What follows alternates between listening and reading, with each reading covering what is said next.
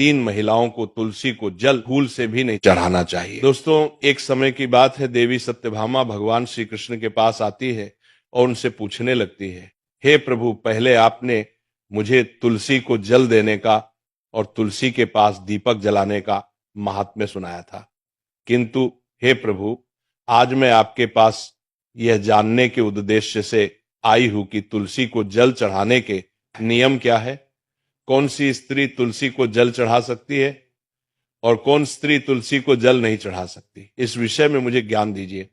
भगवान श्री कृष्ण कहते हैं, हे सत्यभामा, आज तुमने उत्तम प्रश्न किया है। तुलसी को जल देने के महत्वपूर्ण नियम होते हैं, उन नियमों का पालन करते हुए ही तुलसी को जल देना चाहिए।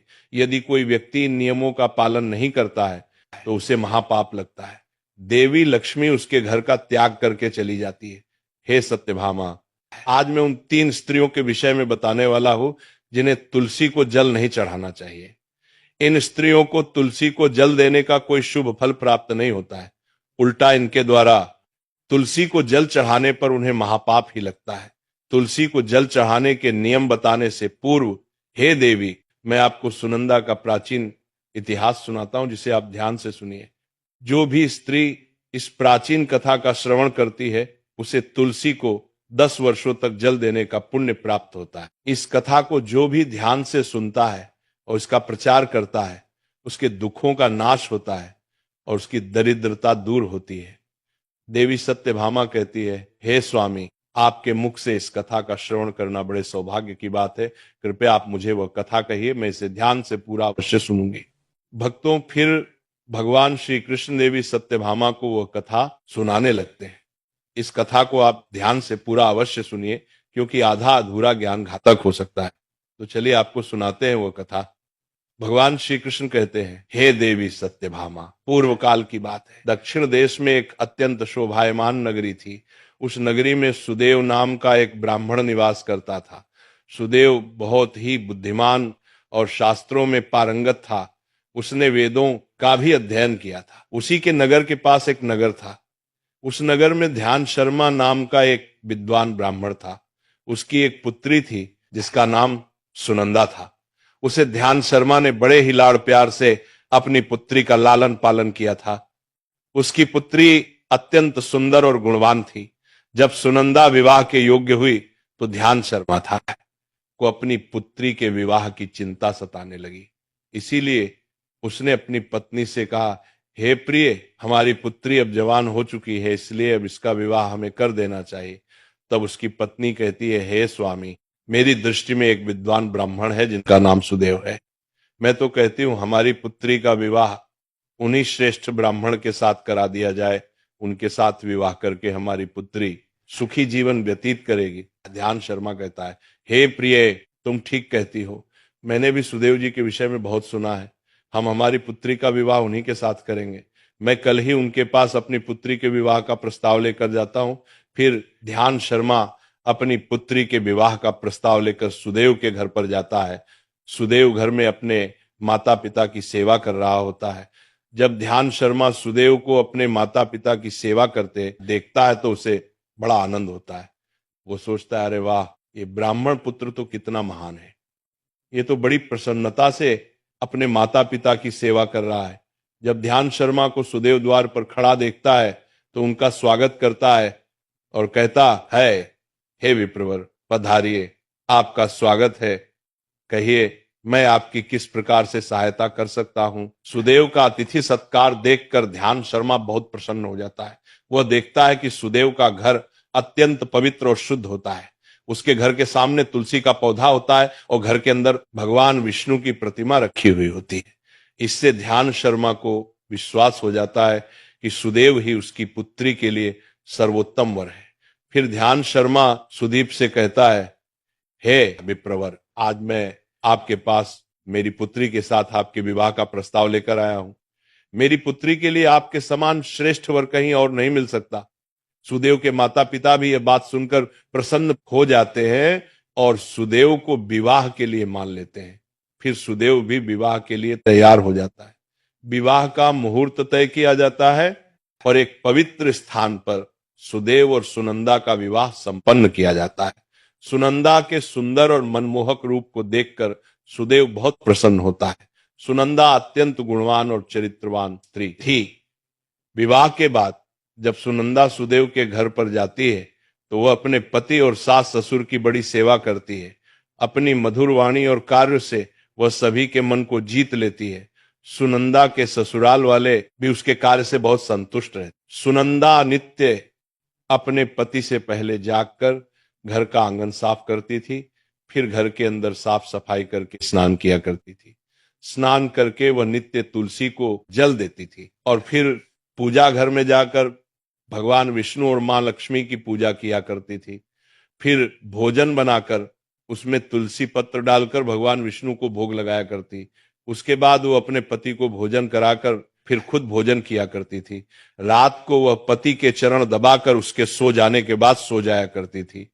सुनंदा के अंदर एक पतिव्रता नारी के सभी लक्षण थे और वह अपने पति को ही परमेश्वर मानकर उनकी सेवा करती थी। सुनंदा ने कभी अपने पति के अलावा अन्य पुरुष के विषय में विचार नहीं किया। वह सत्य धर्म का पालन करने वाली और धर्म कार्य करने वाली पवित्र स्त्री थी। उसने कभी कोई अशुभ कार्य नहीं किया। सुनंदा के ऐसे सात्विक और सरल स्वभाव को देखकर मां लक्ष्मी भी उस पर मेहरबान थी। मां लक्ष्मी स्वयं चलकर उसके घर में आकर निवास करने लगी, जिससे सुनंदा के जीवन में सुख समृद्धि और भी अधिक बढ़ गई। भगवान श्री कृष्ण कहते हैं, हे देवी सत्यभामा, देवी लक्ष्मी उन्हीं स्त्रियों पर अपनी कृपा दृष्टि बनाए रखती है जो पतिव्रता होती है और जो सत्य धर्म का पालन करती है। सुनंदा के अंदर वे सभी लक्षण थे जो एक श्रेष्ठ पतिव्रता नारी के अंदर होने चाहिए।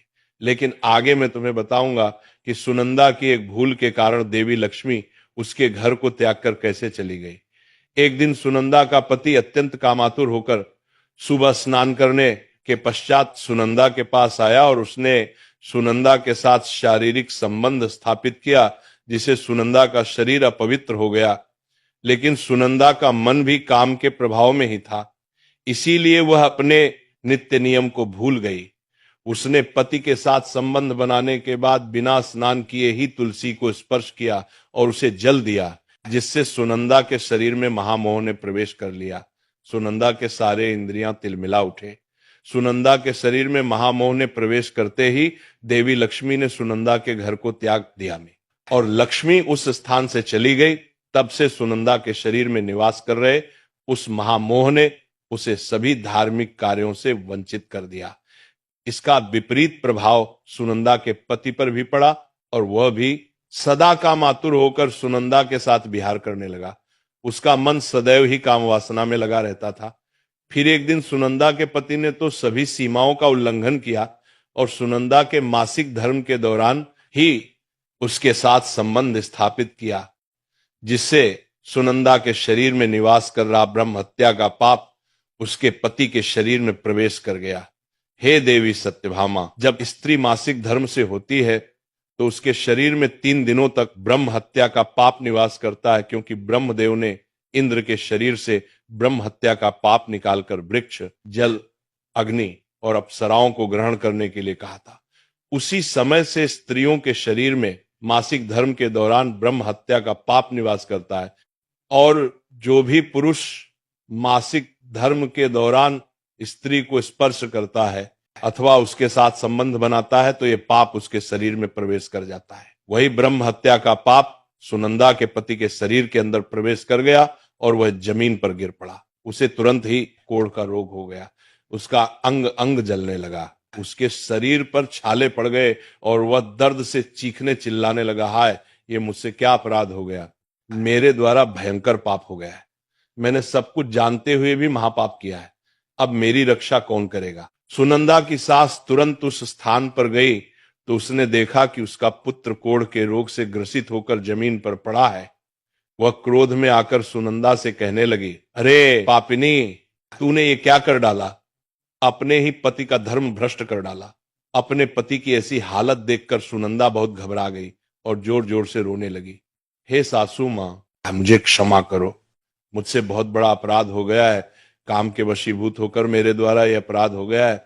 सुनंदा की सास ने कहा, हे पापिनी, तू इस घर से अभी चली, तुझ जैसी पापी स्त्री को इस घर में नहीं रहना चाहिए, तूने मेरे बेटे के जीवन को नरक बना दिया। सुनंदा कहती है, हे सासू मां, मैं कहां जाऊं, मेरे पति के अलावा मेरा कोई नहीं है, मैं उन्हें छोड़कर जीवित नहीं रह सकती। सुनंदा की सास कहती है, तू कहीं भी जाकर मर जा, लेकिन अब तू इस घर में निवास नहीं कर सकती। इतना कहकर सुनंदा की सास ने उसे धक्के मारकर घर से निकाल दिया। फिर सुनंदा दुखी होकर घर से निकल गई। उसे अपनी भूल पर बड़ा पछतावा होने लगा। उसे कुछ भी समझ में नहीं आ रहा था कि वो क्या करे। सुनंदा चलते चलते एक वन में जाती है। उसी वन में एक साधु का आश्रम होता है। तब वो उस आश्रम पर सहायता मांगने के लिए जाती है, तो वहां कोई नहीं होता है।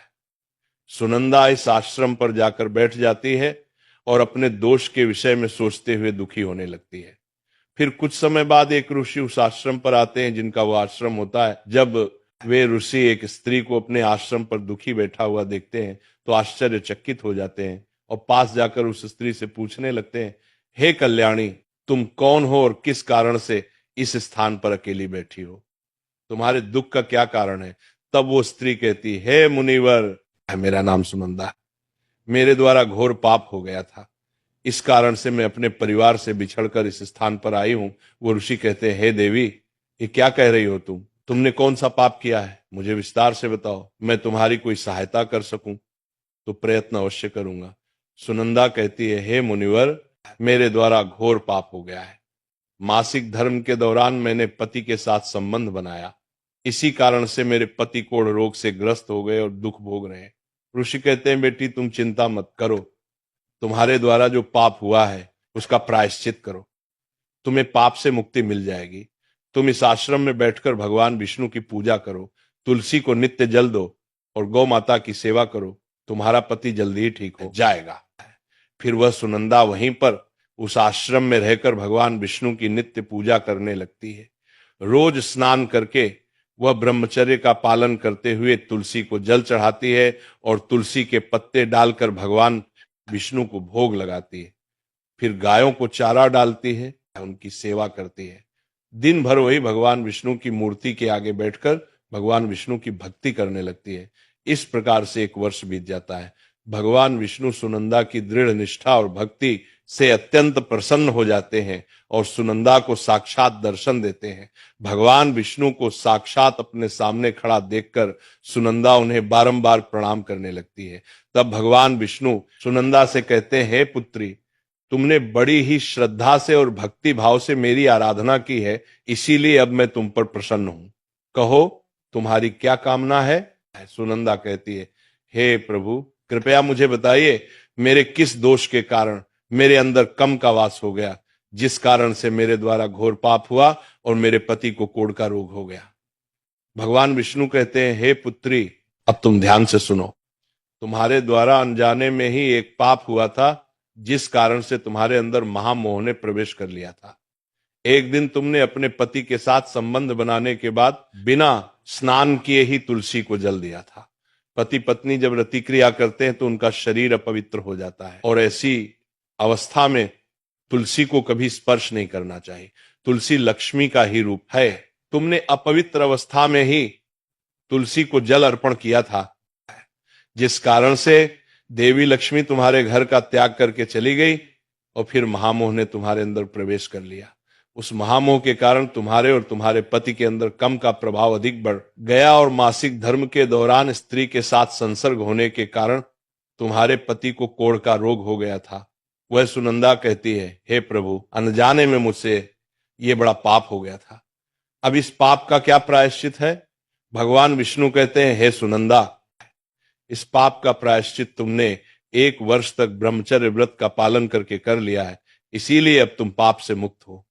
सुनंदा कहती है, हे प्रभु, कृपया मुझे बताइए, किस अवस्था में तुलसी को जल नहीं देना चाहिए और तुलसी को जल देने के क्या नियम है? भगवान विष्णु कहते हैं, हे सुनंदा, अब मैं तुम्हें तुलसी को जल देने के नियम बताता हूं, तुम इसे ध्यान से सुनो। हे पुत्री, तुलसी एक अत्यंत पवित्र पौधा है। यह मुझे सबसे अधिक प्रिय है, इसीलिए इसकी सात्विकता बनी रहनी चाहिए। इस पौधे को कभी अपवित्र अवस्था में स्पर्श नहीं करना चाहिए। जो स्त्री मासिक धर्म से हो, उस स्त्री को इस पौधे को कभी स्पर्श नहीं करना चाहिए। मासिक धर्म के दौरान स्त्री के शरीर में ब्रह्म हत्या का पाप होता है। ऐसे में स्त्री को तुलसी को जल नहीं देना चाहिए। किसी भी स्त्री और पुरुष को संबंध बनाने के बाद तुलसी के पौधे को स्पर्श नहीं करना चाहिए और ना ही इसे जल देना चाहिए। संबंध बनाने पर स्त्री और पुरुष का शरीर अपवित्र हो जाता है। ऐसी अवस्था में तुलसी के पौधे को स्पर्श करने पर दोष लगता है। देवी लक्ष्मी ऐसे स्थान से चली जाती है। हे पुत्री, जो स्त्री अपने पति का त्याग करके चली गई हो, जो विवाह के पश्चात अपने पति को छोड़कर अन्य पुरुष के साथ निवास कर रही हो, ऐसी स्त्री को भी तुलसी को जल नहीं चढ़ाना। तुलसी की पूजा करने का अधिकार केवल पतिव्रता स्त्रियों को ही है। जो स्त्री सती होती है उसे तुलसी को जल नहीं चढ़ाना चाहिए। हे सुनंदा, अब मैंने तुम्हें तुलसी को जल देने के संबंध में महत्वपूर्ण नियम बताए हैं, तुम इसे ध्यान में रखो। तब सुनंदा कहती है, हे प्रभु, मेरे पति को रोग से पीड़ित है, कृपया करके मेरे पति को रोग से मुक्त कीजिए। तब भगवान विष्णु कहते हैं, सुनंदा, तुमने इस तुलसी के वृक्ष की 1 वर्ष तक पूजा की है। यह अत्यंत पवित्र पौधा है। अब तुम इसके पत्ते ले जाकर अपने पति को खिला दो, वह रोग और पापों से मुक्त हो जाएगा। इतना कहकर भगवान विष्णु अंतर ध्यान हो जाते हैं। ये सुनकर सुनंदा बहुत प्रसन्न हो जाती है और भगवान विष्णु को बारंबार प्रणाम करके धन्यवाद देती है। फिर सुनंदा उस तुलसी के पौधे के कुछ पत्ते तोड़कर घर पर जाती है और अपने कोढ़ी पति को खिला देती है। तुलसी के पत्ते खाता ही उसका पति एकदम से स्वस्थ हो जाता है और सुनंदा को गले से लगा लेता। सुनंदा की सास भी जब ये चमत्कार देखती है तो बड़ी प्रसन्न हो जाती है और फिर वे सभी प्रसन्नता से रहने लगते हैं। भगवान श्री कृष्ण कहते हैं, हे सत्यभामा, इसीलिए इन अवस्थाओं में स्त्रियों को तुलसी को जल नहीं चढ़ाना चाहिए और ना ही तुलसी को स्पर्श करना चाहिए, अन्यथा इसके अशुभ परिणाम भोगने पड़ते हैं, जैसा सुनंदा के साथ हुआ था। दोस्तों, अब जानते हैं तुलसी के पौधे से जुड़े महत्वपूर्ण नियम। शास्त्रों के अनुसार सोमवार, बुधवार और रविवार का दिन तुलसी का पौधा लगाने के लिए बहुत शुभ होता है। लेकिन ग्रहण काल में अर्थात सूर्य ग्रहण, चंद्र ग्रहण आदि दिनों में तुलसी का पौधा कभी नहीं लगाना चाहिए। तुलसी के पौधे को मिट्टी के गमले में लगाना श्रेष्ठ होता है। घर के मुख्य द्वार के सामने एक सुंदर गमले में तुलसी का पौधा लगाना चाहिए। तुलसी के गमले को हमेशा जमीन पर अथवा किसी ऊंची जगह पर रखना चाहिए, लेकिन इसे कभी लटकाकर नहीं रखना चाहिए। तुलसी के पौधे में अच्छी मिट्टी का प्रयोग करना चाहिए। अशुभ स्थान की मिट्टी कभी तुलसी के गमले में नहीं डालनी चाहिए। जैसे शमशान, नाली या शौच वाले स्थान की मिट्टी का प्रयोग तुलसी के गमले में कभी ना करें। जी, तुलसी के पौधे की रोज पूजा करते हैं, उसे कभी जमीन के अंदर नहीं लगाना चाहिए। जमीन में लगाने से तुलसी का पौधा अपवित्र हो जाता है और साथ ही इसका आकार भी बहुत बड़ा हो जाता है, जिससे इसकी पूजा करने में परेशानी होने लगती है और लोग इसकी टहनियां तोड़ने लगते हैं। इसके अलावा ध्यान ना देने पर पशु इसे नुकसान पहुंचा सकते हैं। तुलसी का पौधा लगाने के लिए उत्तर पूर्व तथा पूर्व दिशा ही सर्वश्रेष्ठ मानी गई है। इसमें उत्तर पूर्व दिशा अत्यंत शुभ होती है। इस दिशा में तुलसी का पौधा लगाने से घर का वातावरण सकारात्मक बनता है और शुभ परिणाम प्राप्त होते हैं। अगर तुलसी का पौधा आंगन में लगाया जाता है तो ये बहुत शुभ होता है। तुलसी का पौधा कभी भी दक्षिण पूर्व की दिशा में कभी नहीं लगाना चाहिए। यह आग्नेय दिशा है। इस दिशा में तुलसी का पौधा रखने से जल्दी सूखने लगता है। तुलसी के पौधे को कभी भी अंधकार में नहीं रखना चाहिए। शाम के समय इसके पास दीपक जलाना चाहिए। इसके अलावा तुलसी के पौधे को चुनरी जरूर बांध देना। चुनरी के बिना तुलसी का पौधा अधूरा माना जाता है। तुलसी के पौधे में हरे रंग की चूड़ी, लाल अथवा सफेद धागा जरूर बांध देना, लेकिन तुलसी को कभी सूना नहीं रखना चाहिए।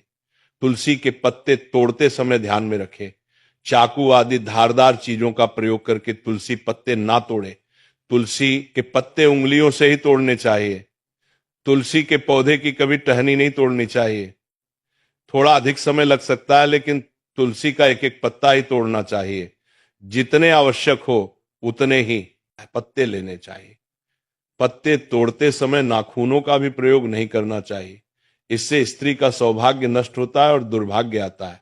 एकादशी के दिन तुलसी के पत्ते कभी नहीं तोड़ने चाहिए। एकादशी के एक दिन पहले ही तुलसी के पत्ते तोड़कर रखने चाहिए। सूर्य ग्रहण, चंद्र ग्रहण के दौरान तुलसी को स्पर्श नहीं करना चाहिए। किसी भी दिन शाम के समय तुलसी के पत्ते नहीं तोड़ने चाहिए। शाम को तुलसी निद्रा अवस्था में होती है। ऐसे समय पर तुलसी के पत्ते तोड़ना पाप माना गया है। पुरानी सूखी हुई तुलसी की पत्तियों को कभी फेंकना नहीं चाहिए। इसे मिट्टी में निर्भय दबा दें, लेकिन कभी नाली में अथवा कचरा में न फेंके। रविवार के दिन तुलसी को जल नहीं देना चाहिए। इस दिन पत्तियां भी नहीं तोड़नी चाहिए। तुलसी को जल देने के लिए शुद्ध पानी का ही प्रयोग करें। तुलसी को कभी गंदा झूठा पानी नहीं चढ़ाना चाहिए। तुलसी के पौधे को भूल से भी गंदगी वाले स्थान पर नहीं लगाना चाहिए। कई बार महिलाएं तुलसी के पौधे को ऐसे स्थान पर लगाती हैं जो स्थान अपवित्र होता है, जैसे नाली के समीप या जिस स्थान पर बर्तन अथवा कपड़े धोए जाते हैं उस स्थान पर भी तुलसी का पौधा कभी नहीं लगाना चाहिए। इससे क्या होता है, गंदा पानी तुलसी के पौधे में गिरता है। ये बहुत ही अशुभ माना गया है। तुलसी में गंदा पानी गिरने से तुलसी अपवित्र हो जाती है। तुलसी को बिना स्नान किए जल भी नहीं देना चाहिए। जो स्त्री तुलसी को जल देती है उसे स्नान करके माथे पर सिंदूर लगाकर ही तुलसी को जल देना चाहिए, तभी ये जल तुलसी मैया स्वीकार करती है। जो अविवाहित है अथवा जिनके पति नहीं है उन्हें सिंदूर लगाने की आवश्यकता नहीं है। ध्यान रहे, तुलसी का पौधा कभी सूखना नहीं चाहिए। ये अशुभ संकेत लेकर आता है। तुलसी का पौधा सूखने पर समझना चाहिए कि घर में नकारात्मक शक्ति का वास है, इसीलिए तुरंत वास्तु उपाय करने चाहिए।